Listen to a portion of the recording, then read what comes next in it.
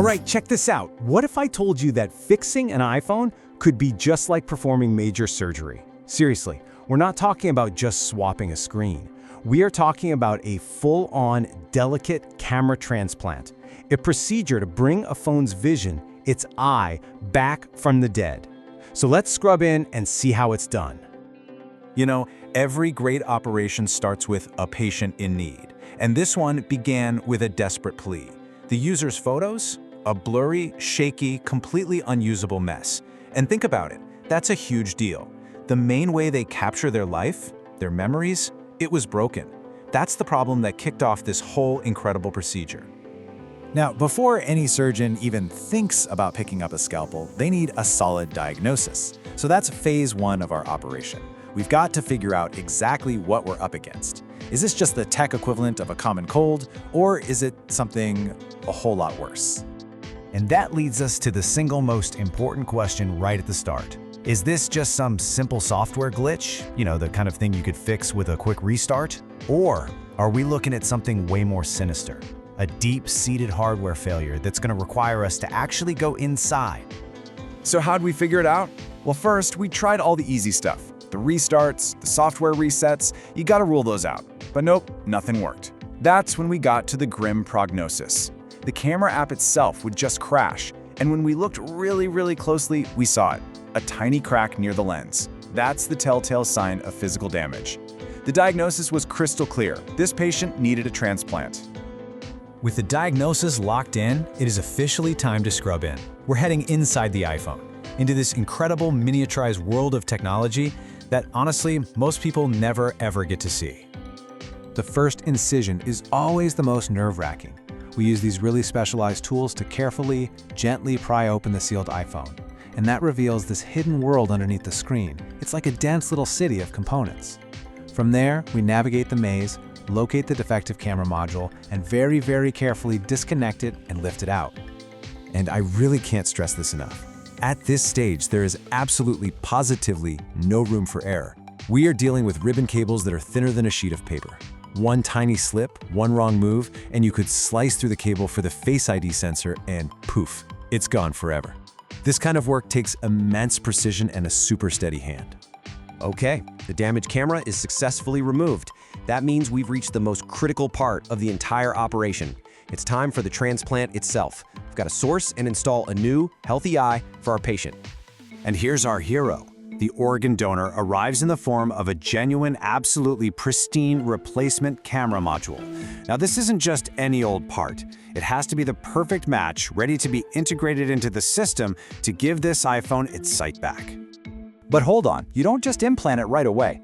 Just like in real surgery, there's a pre-op checklist. The new part gets inspected under a microscope for any tiny factory defects. Then, it's tested to make sure it works perfectly before we put it in. Because trust me, once it's in, taking it back out is a huge risk. You have to be 100% sure the donor organ is viable. And here we go, this is the moment. First, the new camera is gently secured into its housing. Then, those tiny little ribbon cables, the ones that give it power and let it talk to the phone's brain, are reconnected. And finally, the patient is sealed back up with every single component put back exactly where it belongs. The surgery is complete. The patient is all closed up, and now we move into the recovery room. This is it, the final, most nail-biting phase, where we find out if this whole thing actually worked. Did the transplant take? So the iPhone is booting up for the very first time since surgery. You see the screen flicker to life, the system loads, you're holding your breath, and now you tap the camera app. Is it going to be that same blurry nightmare or something brilliant? And success! Look at that! It is an absolutely incredible transformation. On the left, you see the blurry, useless mess from before, and on the right, a crystal clear comeback. The photos are vibrant, they're sharp, they're perfect. This isn't just a repair, people, it's a resurrection. But you know, this is about so much more than just one successful operation. Think about the real impact here. A repair like this costs a tiny fraction of a brand new phone. It keeps a perfectly good device from ending up in a landfill, which is a massive win for the planet. And most importantly, it gives someone back their tool for creativity, for making memories. That's the real power of repair. And all of this leaves us with a really fascinating thought. This whole process from start to finish was basically an organ transplant for a piece of tech we carry on our pockets every day. So, if we can successfully transplant an eye on an iPhone today, what other amazing feats of repair are just around the corner? I mean, what's next?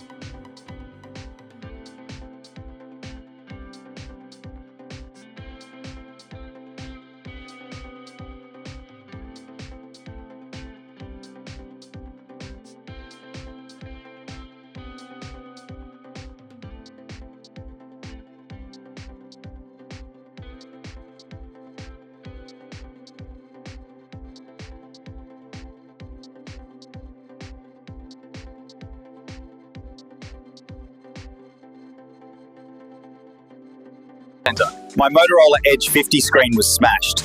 David here ordered the part and fixed it next day in 1 hour. Wang, tell us about your recent phone repair. David was super professional. He fixed my Galaxy Z Flip 4 in an hour. I literally walked in broken and walked out perfectly fixed. Yeah, highly recommend. If you have mobile phones issue, you can walk in. We're open Monday to Friday, 10 a.m. 6 p.m. and Saturday, 10 a.m. 2 p.m.